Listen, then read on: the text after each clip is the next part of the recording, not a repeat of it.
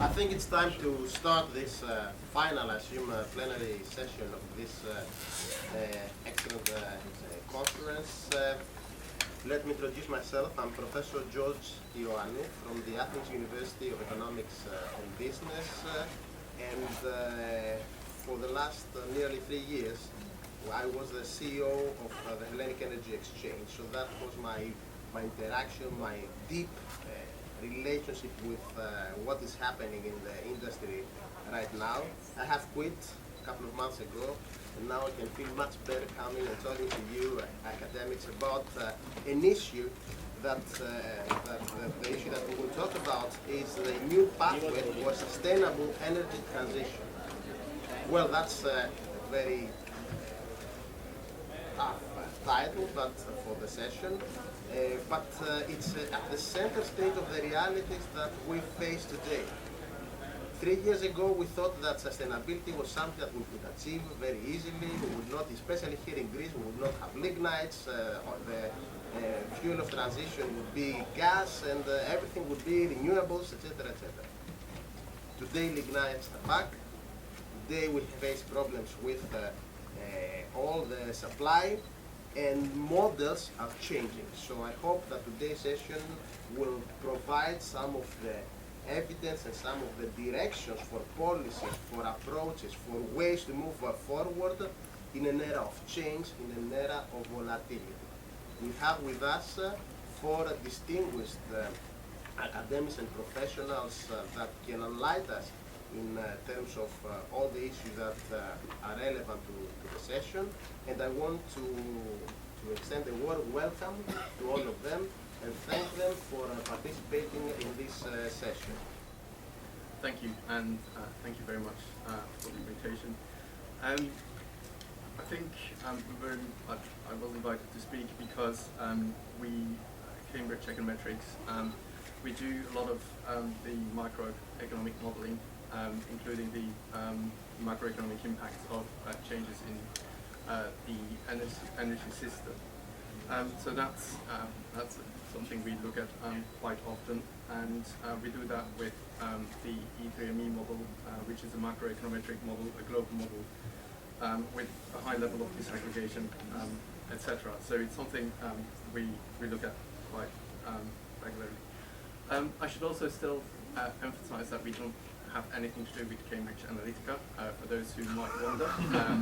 So, yeah, it's a bit annoying for any organisation with Cambridge in their name, obviously, but we have no connections with them whatsoever. We take distance from what they did in any kind of way. So, yeah, we've been asked a few questions about the short-term versus the long-term energy transition horizon, where should we focus on. I don't think it's a matter of long-term versus short-term. So long-term visions indicate direction of travel we want to take or need to take, and they can inform decisions for the short term. In turn, the short-term decisions have an impact on the long-term direction because of a certain degree of path dependency. So we need to look at both in an integrated way. And we know that we want to decarbonize our economies, and that it's needed, and that's the long-term ambition. And we more or less know how to get there and what the implications could be if we don't. So we know this thanks to numerous large-scale model simulations carried out within the framework of the IPCC and elsewhere, highlighting the cost of inaction and the benefits of action. In the short term, though, that's where the policy action happens, and that's so in the short term we need to do what we feasibly can to reach the long-term target of decarbonisation, and the longer you delay things, the more painful it is likely to become. Yes, transitions are bumpy and take time, but we should be looking at to propagate transitions. So models are not meant to produce predictions of what the future is going to look like, but different possibilities within a certain degree of uncertainty of what the future might look like. Models can be useful tools to help policymakers understand the short and the long-term trade-offs and implications of a variety of policies to help select a pathway that is most desirable from a societal perspective. A lot of the large-scale models designed to produce long-term projections are also capable to give an indication of what might be the preferred road to take. But one should not forget that all models are wrong, but some are useful. It's a saying that you often hear in the academic world. What that means is, on the one hand, all models are wrong because no one has a crystal ball and can predict the future. Pathways, analysis, forecasting, or long-term simulations are always based on current available knowledge. The results depend on the theoretical foundations, the data and the assumptions used in the model. And the further in time we look, the bigger the uncertainty gets. On the other hand, models can be useful because they provide a structured framework to think about the future and can extend our horizon, which is still better than thinking about the future without any structure at all. To be even more useful, it is important that the right model is used to answer the right question, that models are used to compare different options under the same conditions, or the same options under different conditions, and sometimes many. Ideally, multiple models are used at the same time to compare results and see how they converge or whether they don't converge. And I'm talking about this because one of the questions is whether we have the models and the tools to inform our energy pathways. In fact, we probably have more tools than we need. And when I see all the good papers being presented here, the tools being developed and used, and the research being published, my main concern is not whether we have the right tools, but what is being done with them and what is being done with the results. There is a plethora of tools being used and a massive body of research, but I'm not sure that it actually reaches the policymakers and that it informs policy decisions. I also think that we have the right policy levers, or that at least we know what policies are available. And if we want to use them, where I have most concern is around accountability. Most national governments are happy to announce long-term targets that the current politicians won't have to deliver, but not so good at delivering immediate change, which is in fact what we need. The recent volatility obviously relates to the uncertainty within the models being used to define or to inform energy pathways. On the one hand, the volatility in the form of price hikes, as we have seen it recently, is not good for the economy and households, obviously.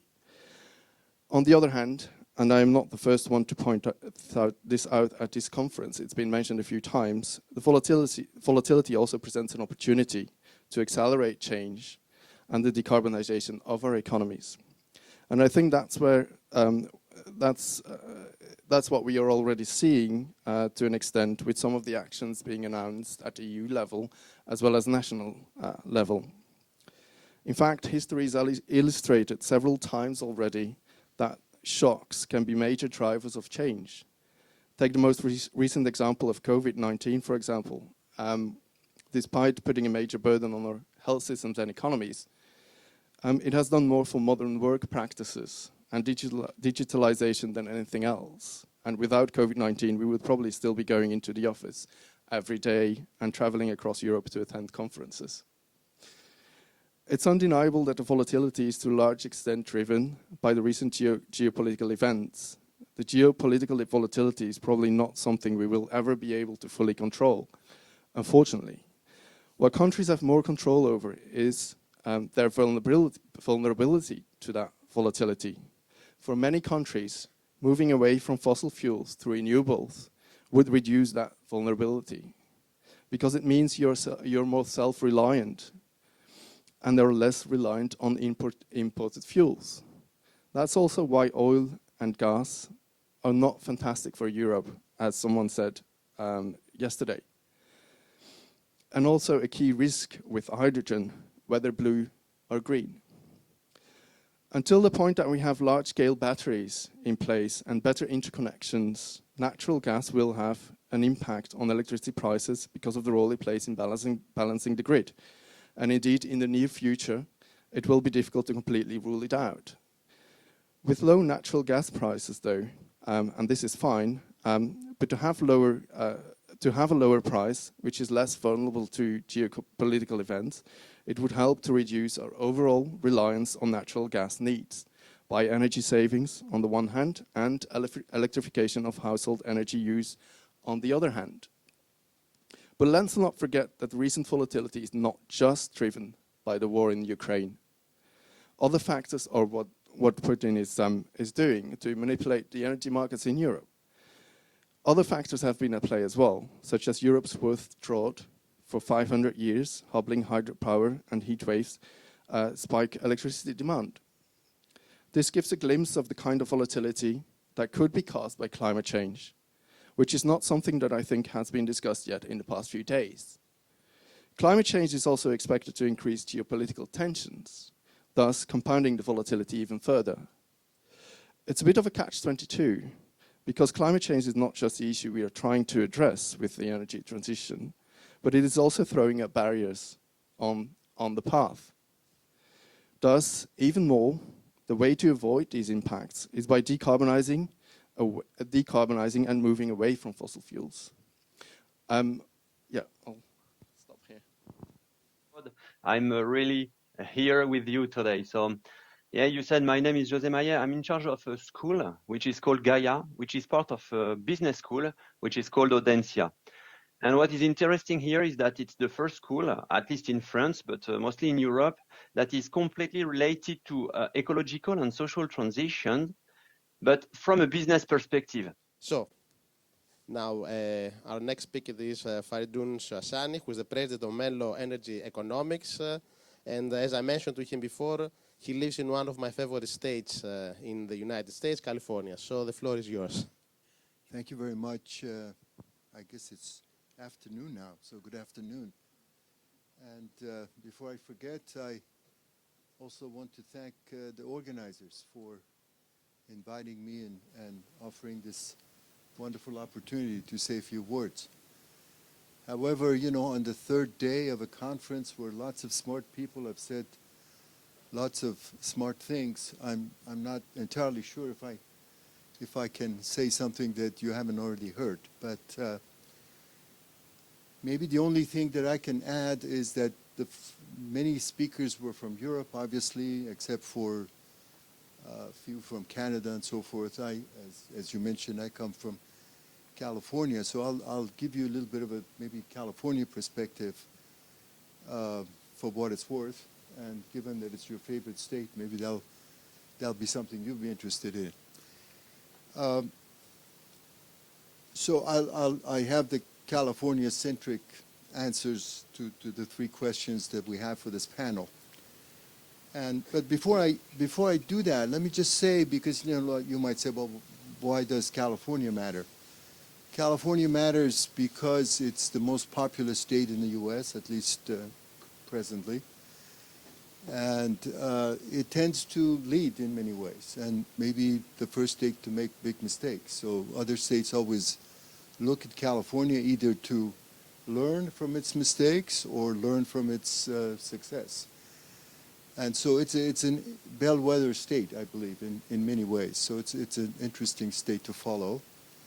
And the second reason is that if California were a state, an independent country, it would be number 6 or 7. It's a significant powerhouse in terms of its influence and so forth and so on. So I think it's an interesting state to look at from time to time. And also within the U.S., we have these so-called blue and red states, if you will. Many of the blue states tend to follow California's example, especially if it is successful. So in this context, what is California doing today with regard to sustainability and things of that nature? Well, we actually have a law that was passed some years ago that we want the state's economy to be carbon neutral by 2045. And you can debate what that exactly means, but that's the big target, which is driving everything else. And everything else includes, for example, emissions from cars, which in case of California, having a fairly clean electricity sector is actually the dominant source of emissions. So just a couple of weeks ago, California formally and finally approved a regulation to ban the sale of new internal combustion engines starting 2035.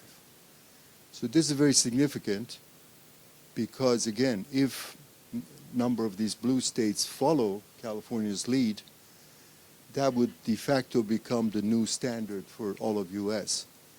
California alone, I think, accounts for 12% of all the new car sales in the U.S. So California alone is significant, but not going to tip the market. But if all the blue states follow California's example, then it becomes essentially, car companies will say, well, we might as well just forget about internal combustion engines because it's a lost cause. So that's significant. The other thing that is also interesting, I mean, there's lots of things, and I don't want to necessarily take all your time, but 2 years ago, the California Energy Commission passed a bill which we call it the Zero Net Energy Building Code. So all new residential buildings have to produce as much power as they consume. So California, we build about 100,000 new homes. So over a decade or so, that would be a significant chunk of the market. Now, exactly what that means is subject to some debate, but essentially, you have to have a very efficient home, so you use very few kilowatt hours, and a big portion of those have to be self-generated from solar panels and so forth. So, bingo, if you can do those two things and do it successfully, then other states will say, oh, gee, this can be done. It's no-brainer. It's not all that expensive. Can be done. And so one thing leads to another. So I think that is an interesting perspective to share with the audience today.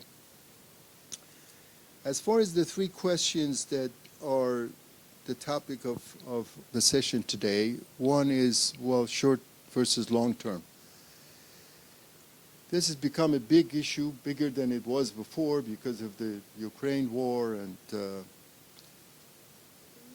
has changed the priorities, obviously. I think my answer is what every politician would tell you. If you don't succeed in the short term, in other words, if you don't get reelected, then there's no long term to deal with. So you have to do enough things that are perhaps politically expedient in the short run to be able to succeed in the long run.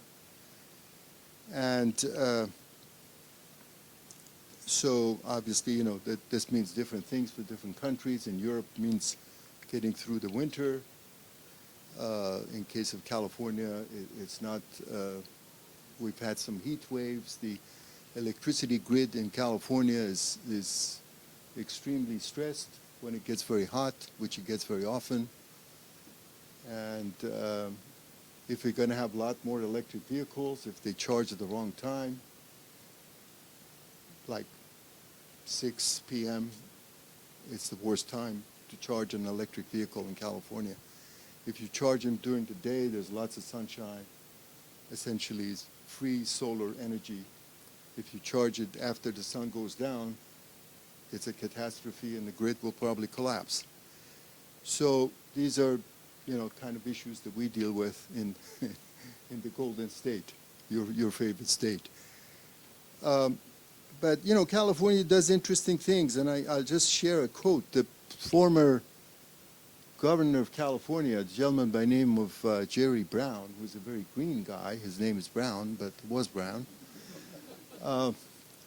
One time they asked him, and he passed this carbon neutrality law, and people said, well, this is going to ruin the state's economy. Prices will be unaffordable. Nobody would want to do business in California. You're crazy doing these things. Why are you doing this? And he thought for a minute, and he said, we do these things precisely because they're difficult. We don't do them because they're easy. And think about that. Yesterday there was some German bashing about, German politicians falling into the Russian trap of buying cheap gas because it was easy. So maybe had they taken a more difficult option and maybe not as cheap as buying Russian gas, maybe we wouldn't be talking about the German situation so much. Anyway, I'm not here to blame or point fingers at anyone. And okay, so we need to survive the short run to make it to the long run. So I think that's the answer to the first question. The second one is what path? I think the path is, as far as I'm concerned, is clear. We need to eventually move towards a more sustainable future, more renewables, less fossil fuels, I think, even though there's some people that would disagree with that. So in that context, I would promote no regret strategies. You know, you don't want to make investments today that locks you into emitting more carbon. And as somebody mentioned, you know, don't worry about it. Somebody will come out with a good way to capture the carbon, and then we can put it back in the ground. Well, let's leave it in the ground. You know, I think it's easier to leave it in the ground rather than emit it and then capture it and put it back in the ground. I mean, that seems to me the kinds of no regret strategy. Now, being a consultant, I don't have to deal with how we do that, but I would prefer not to put a lot of carbon in the atmosphere if we can avoid it, and then hope that somebody will find a cheap way to capture it and put it back in the ground. But okay, let's move on to the last issue, which is uncertainty and the variability. I think that's again fair to say that if, you know, all the crises in the 73 and 79, that, you know, the fossil fuels tend to have these, that's one of their characteristics. They go high and they go low. If you have solar and wind, they have their own variability and a different kind of variability, but once you make the capital investment, that the actual fuel cost is cheap, is domestic, Mr. Putin or nobody else can take it away from you. So in some sense, that offers some insurance against volatility and uncertainty, I believe. So given that we have limited time, I believe this is all I'm going to say for now. But again, thanks again to the organizers. I don't see if Spirits in the room. Anyway, thank you all for including me in the program, and I'm delighted so many people are here on the third day of the conference. So thank you very much. Thank you very much, Fereidoon, for very interesting statements and points that you raised related to what is happening in California and how policies are implemented there, and also offering some directions for no-regret policies and pathways that will lead us to the future. And now let's move on to the final speaker, Professor Avci from Bogazici University in Turkey, who is also the Director of Energy Policy Research Center and a member of TRAEE. Thank you very much. So I'm a civil engineer, also specializing in hydraulics. So why am I here? In the last 3 years, we've been doing a lot of climate change modeling, and also I do quite a large number of consulting for multinational banks. So multinational banks in the last 3 years have decided to follow very strictly Paris Agreement. In other words, every investment that they have potential has to go through climate change assessment. So greenhouse gas emissions are out. They're very selective in the type of investments they will make. They look at the social impacts, environmental impacts, but also every investment needs to make sure that it doesn't emit a lot of greenhouse, and also it is able to adapt to climate change. So if the project that comes to the bank and says it is not adaptable to future climate changes, they will not fund it, or how much it will cost for them to fund it. So now, within, of course, the banks invest in metros and airports, but they also invest in energy production facilities. So where does climate change come in? Well, climate change, basically, now we're able to do large-scale modeling. It was always there, but we can do downscale modeling to 10 by 10 kilometer grids for the future. So this is something that we're doing at our university. And the implications are quite interesting because the banks are interested in seeing if they invest in electrical gridding lines, for example. What are the risks of electrical grid line systems from a climate change point of view? In California, a couple of years ago, there was a large wildfire caused by a private electrical and gas distribution company. And a number of people died. A large number of wildfires occurred. Class suit action occurred, and they resulted in $13.5 billion settlement. Of course, that was the only private company of the size to be able to manage. So they said, we can go bankrupt or you can let us work. And they said, yes, you can work, but make sure that you don't cause wildfires again, because electric lines snapped and the weather was enough for this to create. And they said, no worries, we'll look at the forecast for tomorrow. If the wind is a certain level, we'll just cut the electricity off. That was their initial assessment. They did this in a short time. Of course, now they have better plans. So, if we look at energy production facilities, hydroelectric power plants are at risk. And when we talk about climate change, it isn't that the general temperature will increase 2 degrees. It's the extreme events which really are creating an issue. In other words, the dams are built for maybe 1,000 a year return on flooding. Now it's becoming... Yes, okay. I have a...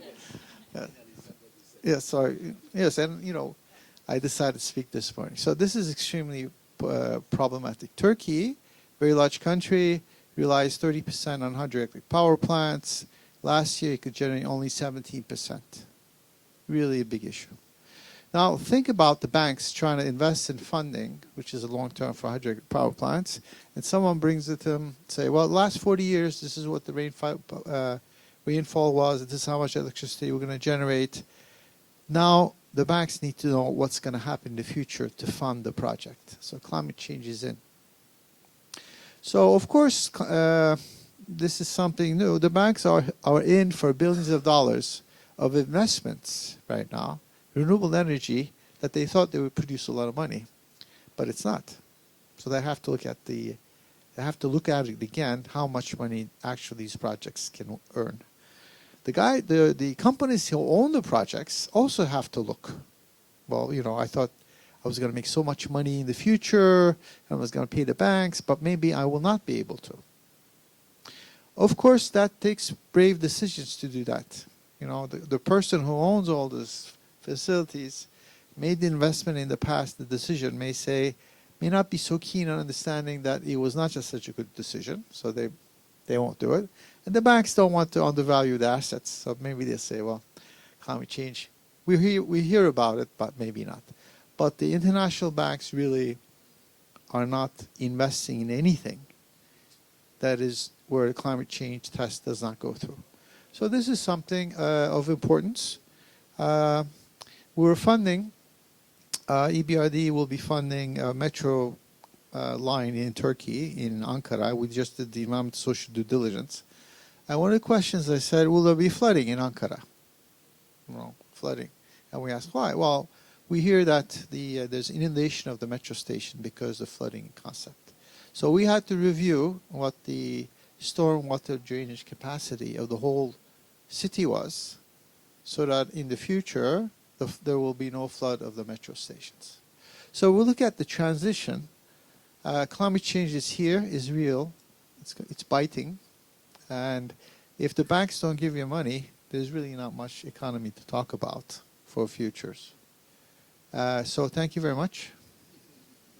Jen, thank you very, very much for a very interesting presentation speech that raised 2 issues that were very different from what we have heard before. Number one, how climate change impacts production facilities.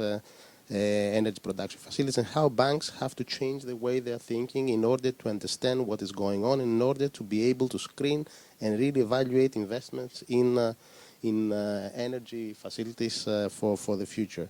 So I think we are on time. That's very good. We had an excellent panel that followed the rules, and I think it's time now to take some questions from the audience. I think it's time for you to jump in and ask these experts on the topics that they have touched, or if you have some additional questions for the session.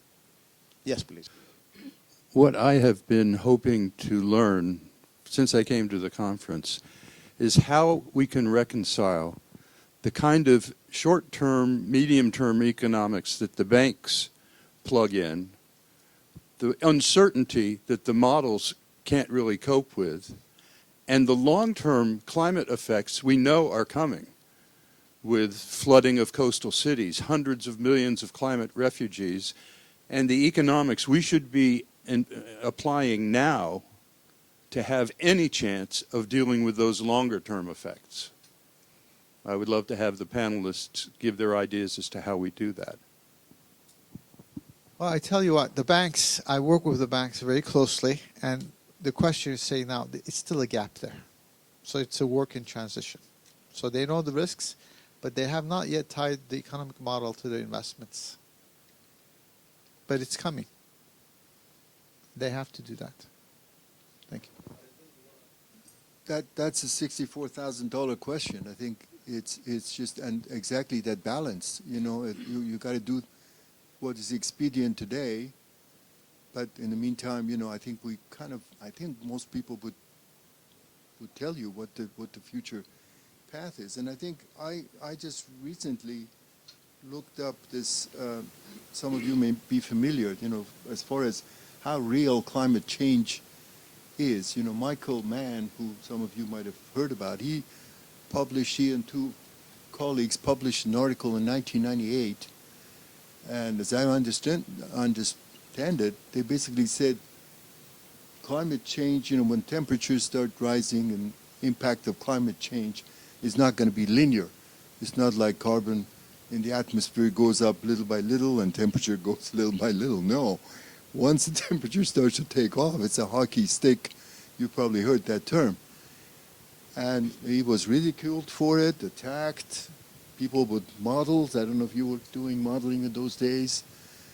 And he survived a lot of criticism. But, you know, now in 2022, we are seeing the hockey stick, you know, 40 degrees Celsius in London that has never been registered before. And where I live, just outside of San Francisco, we had a few days is 111 Fahrenheit, and so forth and so on. So extreme heat is a reality. It's stressing certainly the grid in California and elsewhere. So how do the banks deal with these issues?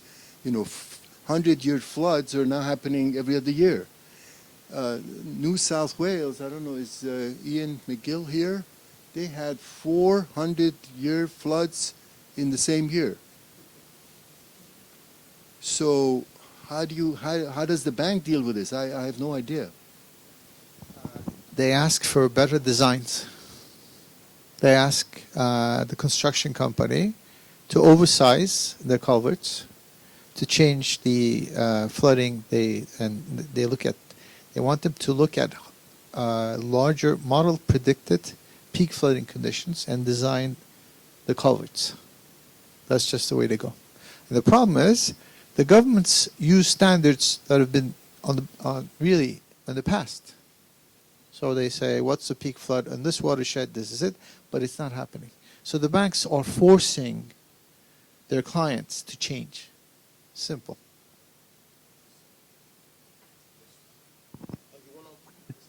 Yeah, just one addition. So I think a lot of people still haven't understood how urgent it is, and that's one of the things that the large-scale models going forward to 2050, 2060, or even beyond, are able to illustrate that the decisions that you take in the short term, they determine the path that you go on in the long term.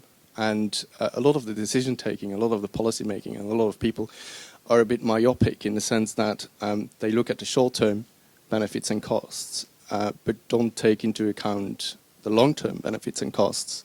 And that's something useful that you get from these models, because they can illustrate that. They're not predictions, but they do illustrate the trade-offs between the short-term and the long-term.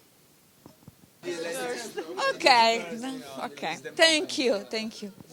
Well, I would like to know the position of the members of the panel about the role of the European taxonomy on investment, on green investment. Will it be able to canalize investment in the green and decarbonization direction or not? What do you believe? Yeah, so we use the microphone more efficiently. So with the premise that I've been educated in America to free market economy, and I'm also an Italian who wanted for all his life to buy a Ferrari, and that's the premise, I would like to challenge as an economist the dirigistic approach rather than leaving free market options.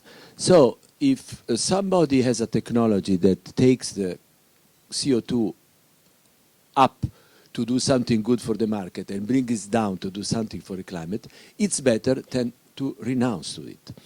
If somebody wants to continue to drive an internal combustion engine with a clean fuel, I don't see why I shouldn't have my Ferrari with hydrogen or whatever, diesel, biodiesel, rather than a polluting fuel. I think when the solutions in the market are let free, as a mathematical economist, I rely to the Le Chatelier principle.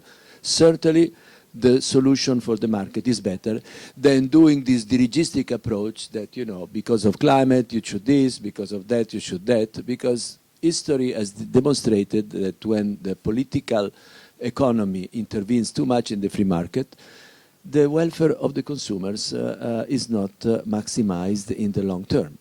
So I'm posing a policy high problem, not a solution. And I conclude my comment to you, remembering, this is another joke, as you know, that 2,000 years ago, the British, those who were the ancestors of the British, were cultivating wine in England because the climate there was much warmer than today. Well, you're a very lively audience, and that's very good for the discussion. But let me give the floor to the panelists so that they can answer some very, very interesting questions. The question that was posed concerning the taxonomy is indeed in the heart of the issues that will happen here in Europe, and I want to hear some views from you, although. I was in Porto at the beginning of the week, and one of the things that are interesting they're doing at the government level is to assess climate change impacts on the wine industry. So this is number one. So for entrepreneurs, as I understand, you may look at the future and where in England there may be climate change and more areas where the wine industry can grow. And this is not, this is not a joke because things are changing. So that's number one. Number two, the Ferrari is fine. As long as someone needs to generate electricity, right, for your electric car. So the mix of the increase in the need of the electricity for your car has to come from renewable energy. Otherwise, you're going to have an impact on the climate change, global. So it's okay as long as we have additional generation of electricity from renewable sources. And was it José? José indicated that life cycle assessment is crucial. So not the car itself, of course, but also where the car components are coming, where the battery's coming, and at the end of the day, where the car will end up. So all things needs to be together to see if it's a positive or negative assessment. Thank you. Yeah, just to add to that, I think the person from the audience was thinking about an ICE Ferrari rather than an electric Ferrari. But I would just recommend to try driving an electric vehicle. I don't know whether Ferrari is producing electric Ferraris, but if you've driven an electric vehicle, I think you'll want to forget about the ICE Ferrari anyway. But just about, sorry, but just about the. I mean, this is a theoretical discussion that extends way beyond what we can discuss here. But just to challenge that a bit, so 2 questions. So, in the equilibrium, are we capturing all the negative impacts and the wider impacts that you might see? And even in equilibrium, are we internalizing? Even if you internalize the externalities, are we minimizing the negative impacts? I don't think so. I'll just say something very quick with regard to taxonomy. You know, it's important if you have a free market kind of a system or capitalistic system, you need to send reasonably clear signals so people know what is green energy, or you know what counts. Is nuclear green and so forth? And that I'm not involved in the European discussion, but it seems like that's a relevant thing. As far as the Ferrari or no Ferrari, I think sometimes, going back to the point, sometimes what is good for the individual is not necessarily good for the community. And I think José also mentioned, we live in a world where, as President Macron said, it's end of the bounty and you know, plentiful. We are truly entering a world of scarcity of lots of things, water, for example, and so forth and so on. You know, so what is good for the individual may not be good for everybody else. So maybe as members of society, we have to deal with some restrictions, mass transit, you know, stuff like that, rather than everyone having an electric Ferrari. Okay, thank you for the panel intervention. I have 2 questions. First question is regarding the banking industry and climate change. In the US, the insurance company has been charging a prime because the East Coast is less and less, is very prone to flooding. So this has been done before. If you have, I will say, a bank that is taking care or is not taking care about mitigating the risk, it's not climate change. He's not a good banker.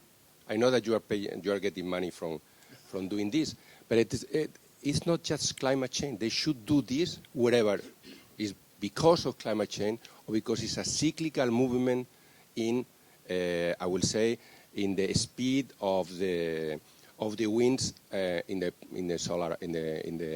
polar area.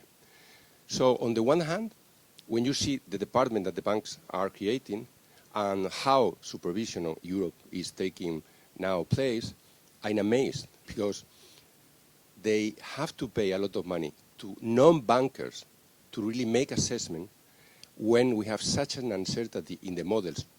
Above all, as you say, the very small and detailed model, but even the macroeconomic model. So it's the standard deviation of what can happen is very big. So what do you think? Are we talking about climate change or are we talking about banking, I will say, good practice for banking? And secondly, I don't want to have a Ferrari, but the same materials that José is saying, do not have a Ferrari. Do you need titanium? Do you need anything? You will need much more minerals, which are all intensive in energy, to be used in wind, in solar, in whatever, any green technology you have now. And if you want to raise the scale just to have half of the energy produced with this, it would be impossible without fossil fuels. And you have the example in the US, a waiver, because the solar panel were coming from China. China right now is increasing its mining for coal, but they are running out of coal in China, although they have Mongolia. But what they are running is high-quality coal. So now they have to burn twice the amount of coal to get the same amount of electricity. That means that for a solar panel, we will need, in 10 years' time, about 3 times the CO2 emission, except if the Chinese find a solution. And I don't want to talk about magnets.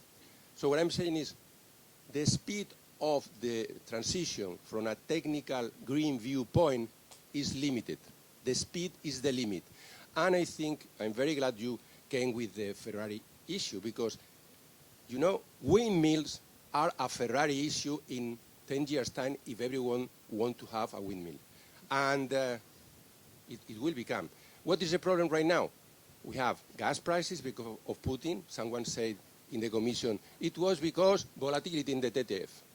I mean, if you have a civil servant, which is the deputy permanent representative of Greece, saying this, means that all of the establishment of the politicians think this is true.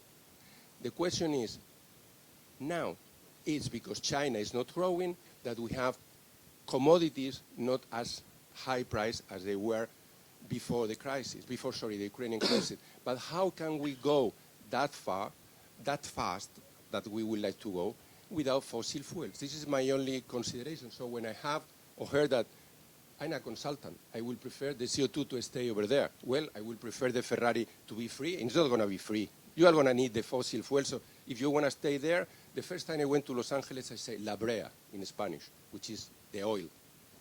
And you say, La Brea, why the hell? And then I realized that Los Angeles is full, and it was full of oil. You have consumed so many oil over there that now you can. And the last question, sorry for taking that much time. Yes. When you talk about California and the blue and the red, let me tell you something. This is what I'm asking. Please be short. Okay. Then you can talk something about your fridge.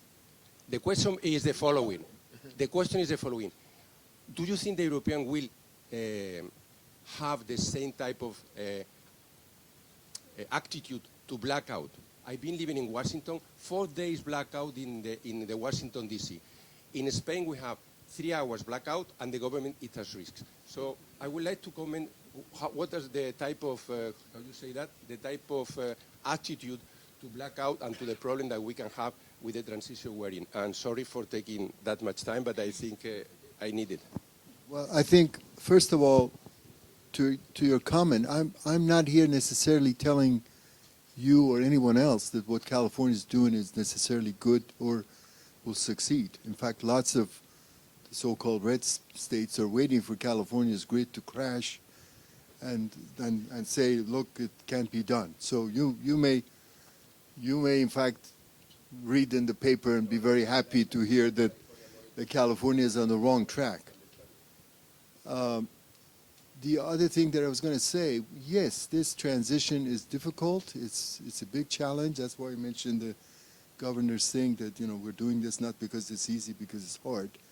And it always reminds me of the New York City before the cars became popular. They did a study and they said the city was going to be buried in horse manure because that was the prime mode of transportation. I mean, there was a serious study. They said, what are we going to do with all the horse manure, all these carriages and the horses? And of course that problem went away. Now, of course, we have too many cars and we have to deal with that. So the answer is, I don't know the answers. I know there are lots of obstacles. I'm an old man, but all the young people here, you know, they will figure out a way to get around these obstacles. So hopefully the horse manure issue will resolve itself. Yes, I was in Portugal and I learned a lot besides the wine industry. There's no heating in the buildings. There's no central air conditioning system. There's no heating system in the housing in Portugal. And I was invited to my friend's professor's house, and I said, "Is this true what I read?" He said, "Yes, of course. I'll show you my heating device." And he showed me his blankets. So this is how I get heat. So I think we have, from a personal point of view, I can't predict what will happen, but we are living in the golden age, and we're going to do a lot of sacrifice in the future. So this is it. So I think when the economic model of growth started years ago, we never looked at the boundary condition. We said we can grow as much as we can.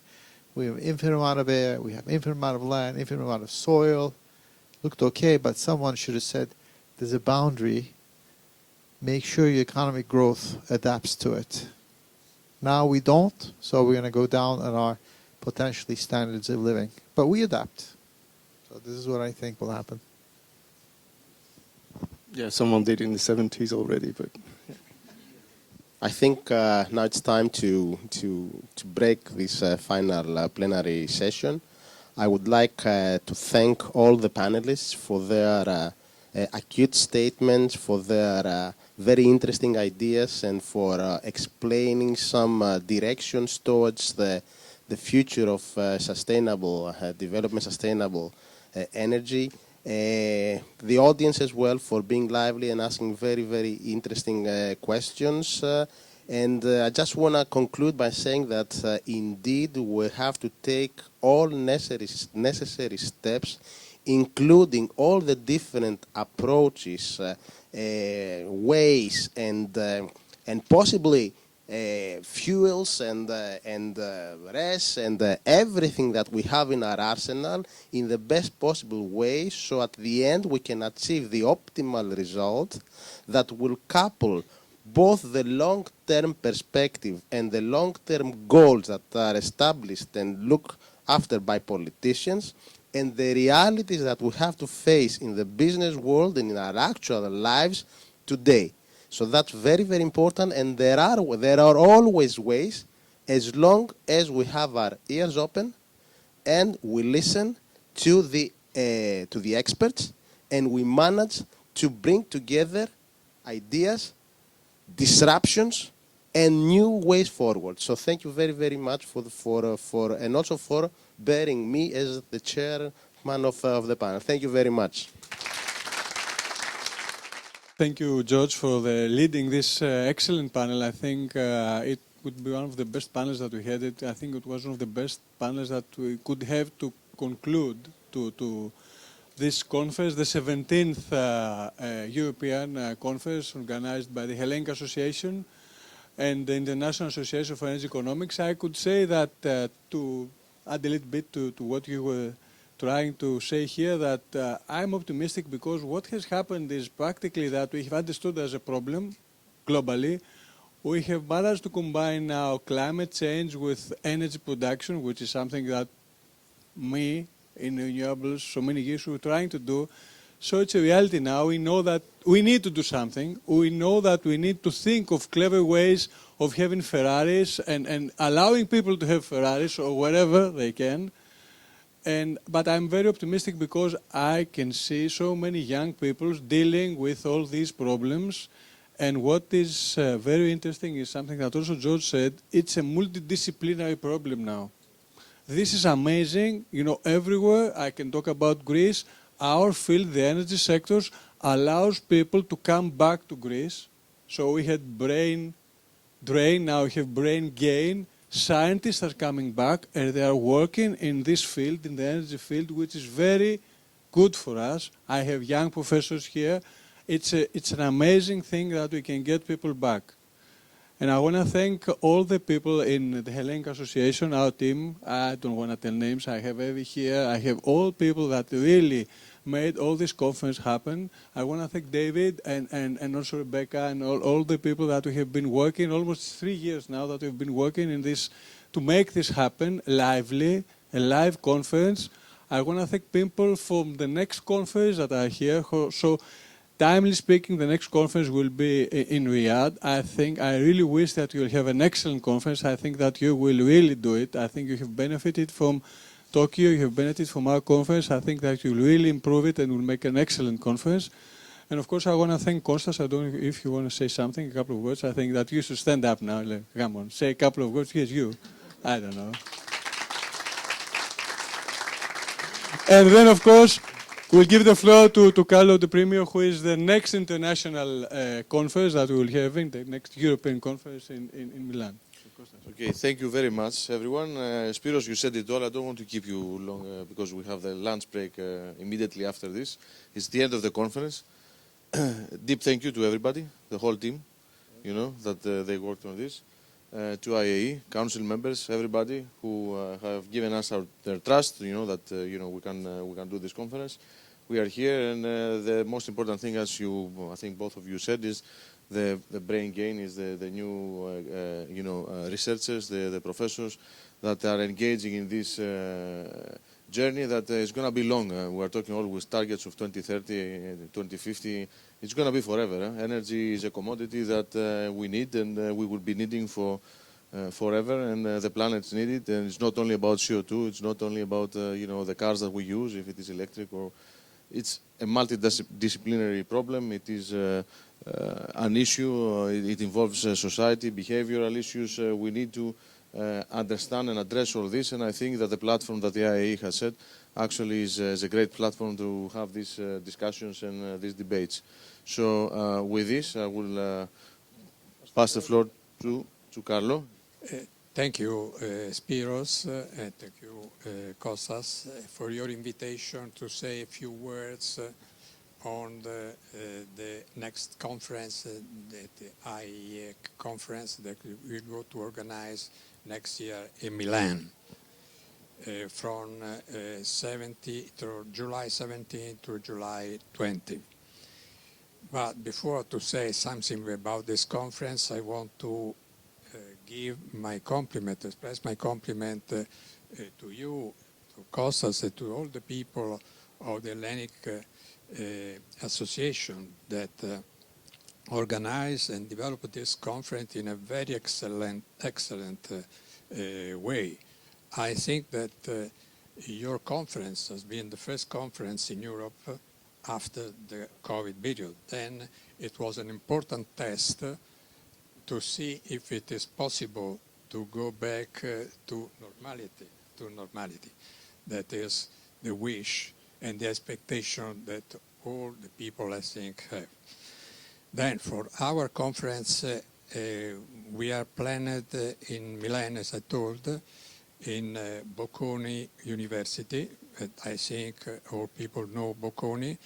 It's one of the leading, more interesting universities that are at international level, and we are at the moment discussing, negotiating with them the best way to organize it, and we'll give the information in the next months. But in any case, we are here also to learn from your experience, because, as I told, your experience I think is really positive. Probably it's not possible to go back to the presence, to a participation, very high participation, as in the gold age of our conferences. But I hope that we can start again, and we can go toward the path solution. Thank you.